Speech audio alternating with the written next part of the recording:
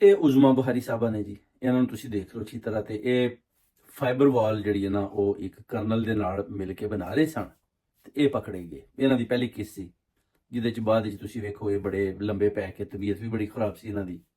ਇਹ ਦੇਖ ਰਹੇ ਸੀ ਕਿ ਮੈਨੂੰ ਕਿਸ ਤਰ੍ਹਾਂ ਪਕੜ ਲਿਆ, ਯਾਨੀ ਹੋਰ ਤੇ ਸਾਰੇ ਫੜੇ ਜਾਂਦੇ ਨੇ ਤੇ ਇਹ ਵੀ ਫੜੇ ਗਏ। ਤੇ ਇਹਨਾਂ ਦੀ ਜਿਹੜੀ ਵੀਡੀਓ ਹੈ ਉਹ ਵੀ ਉਹ ਮਰੀਮ ਸਾਹਿਬਾ ਕੋਲੇ ਪਹੁੰਚ ਚੁੱਕੀ ਹੈ ਤੇ ਉਹਨਾਂ ਨੂੰ ਉਹ ਚਾਹੀਦੀ ਸੀ। ਤੇ ਉਹਨਾਂ ਆਖਿਆ ਜੀ ਕਿ ਇਹ ਤਾਂ ਬੜਾ ਕੰਮ ਕੀਤਾ ਜਨਾਬ, ਕਿ ਇਹ ਬੁਖਾਰੀ ਸਾਹਿਬਾ ਤੇ ਜਨਾਬ ਪੂਰੀ ਫਾਈਬਰ ਵਾਲ ਤਿਆਰ ਕਰਕੇ ਆਏ ਨੇ ਤੇ ਇਹ ਇਹਨਾਂ ਨੇ ਕੀ ਕੀਤਾ ਹੈ, ਯਾਨੀ ਪੂਰਾ ਕਰਨਲ ਹੀ ਢਾਹ ਮਾਰਿਆ ਨਾ ਜੀ। ਤੇ ਇਹ ਇਹਨਾਂ ਨੂੰ ਸੋਚਣਾ ਪੈਣਾ ਹੈ ਕਿ ਇਹ ਹੁਣ ਜਿਹੜੀ ਦੂਸਰੀ ਕਿਸ਼ਤ ਇਹਨਾਂ ਕਦੋਂ ਚਲਾਣੀ। ਅੱਜ ਵੀ ਤੁਸੀਂ ਦੇਖਿਆ ਕਿ ਸੀੜੀਆਂ ਤੇ ਜਾ ਰਹੇ ਸੀ ਤੇ ਉਹਨੇ ਇਹਨਾਂ ਨੂੰ ਕਿਹਾ ਵੇ ਕਿ ਹਾਂ ਜੀ ਜਨਾਬ ਤੁਹਾਡੀ ਤਬੀਅਤ ਠੀਕ ਹੈ। ਤੇ ਇਹਨਾਂ ਆਖਿਆ ਤਬੀਅਤ ਤੇ ਮੇਰੀ ਠੀਕ ਹੈ ਬਿਲਕੁਲ। ਤੇ ਉਹਨੇ ਆਖਿਆ ਫਿਰ ਜਿਹੜਾ ਤੁਸੀਂ ਫਾਈਬਰ ਵਾਲ ਦਾ ਐਲਾਨ ਕੀਤਾ ਸੀ ਉਹਦੇ ਬਾਰੇ ਥੋੜੀ ਗੁਫ਼ਤਗੂ ਕਰਨੀ ਸੀ। ਇਹਨਾਂ ਆਖਿਆ ਕਿ ਅਸਲ ਵਿੱਚ ਮੈਂ ਅੱਜ ਥੋੜੀ ਬਿਜ਼ੀ ਹਾਂ ਤੇ ਜਿਹੜੀ ਦੂਸਰੀ ਕਿਸ਼ਤ ਇਹਨਾਂ ਜੀ ਉਹ ਫੇਰ ਚਲਾਵਾਂਗੇ।